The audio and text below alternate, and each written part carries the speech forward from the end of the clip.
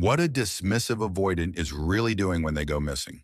When a dismissive avoidant goes missing, it rarely looks dramatic on the surface. There's no loud breakup, no explosive fight, no obvious goodbye. Instead, there's a quiet fading. Messages slow down, calls stop coming, plans become vague, and eventually there's just nothing. To the person left behind, this silence feels cruel, confusing, and deeply personal. But what's really happening beneath the surface is far more complex than simple disinterest or coldness. A dismissive avoidant doesn't disappear because they don't care. They disappear because caring activates something inside them that they don't know how to regulate. Their nervous system interprets closeness not as comfort, but as danger. So when intimacy reaches a certain threshold, the avoidance instinct isn't to lean in, it's to vanish. What the dismissive avoidant is really doing when they go missing is regulating themselves. That's the uncomfortable truth most people don't want to hear. For them, distance is not abandonment, it's medicine. When emotional closeness builds, their internal alarm system starts firing. They feel pressure, expectation, responsibility, and a subtle fear of being consumed or controlled. Even if none of that is actually happening, their body reacts before their mind does. The disappearance is their way of turning the volume down on emotions they were never taught how to process. While you're trying to understand what went wrong, they're trying to calm a nervous system that feels overwhelmed simply by being needed.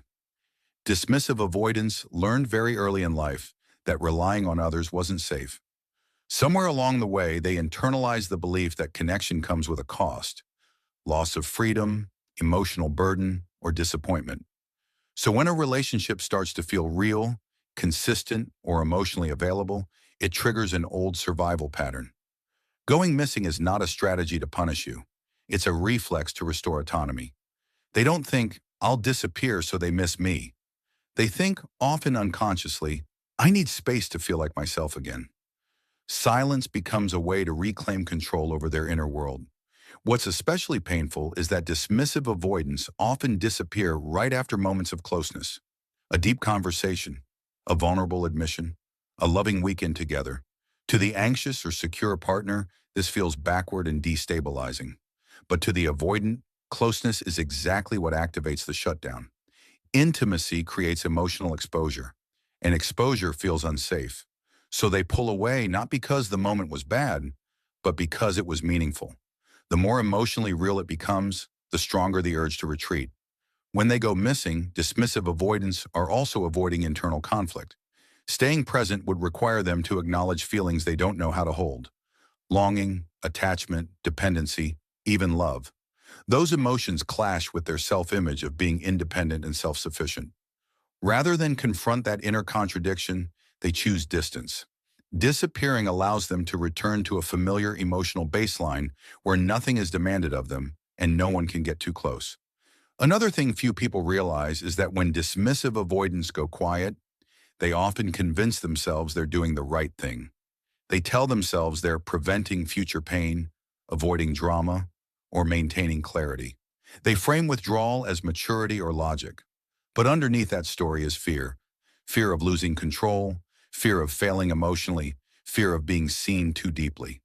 They may not consciously recognize this fear because dismissive avoidants are experts at intellectualizing emotions rather than feeling them. From the outside, it can look like they've moved on easily, like they don't care, like you meant nothing. But internally, disappearance doesn't erase attachment, it suspends it. The feelings don't vanish. They're compartmentalized, locked away.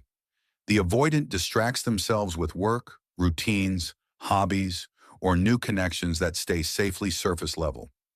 This creates the illusion of emotional detachment, but it's actually emotional suppression. And suppression always comes at a cost.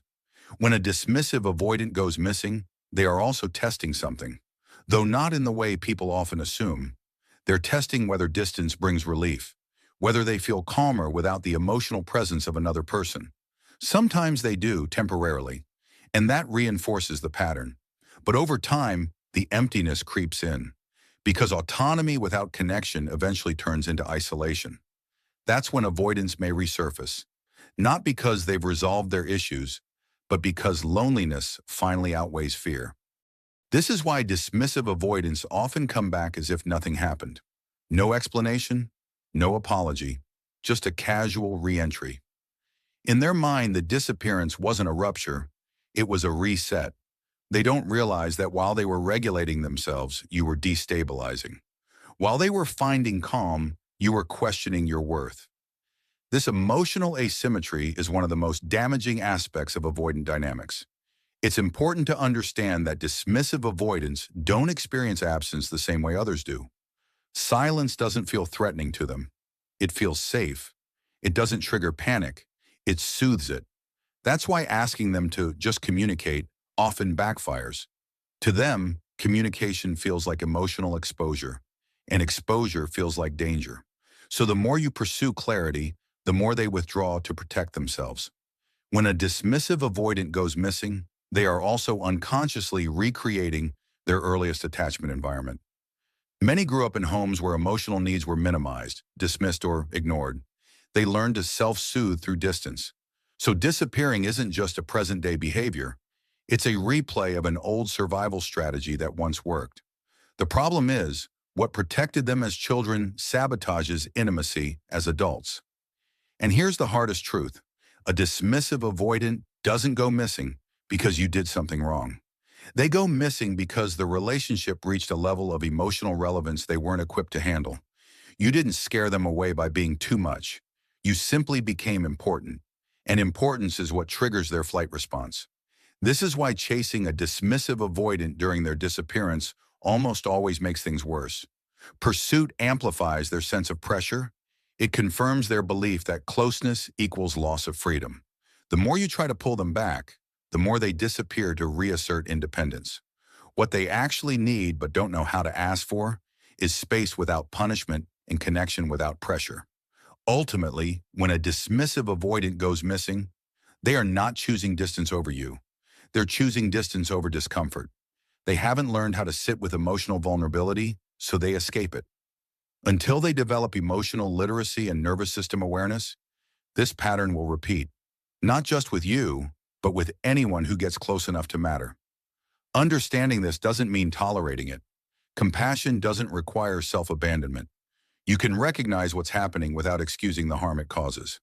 Because while avoidance is a survival response, disappearing without communication is still a relational wound.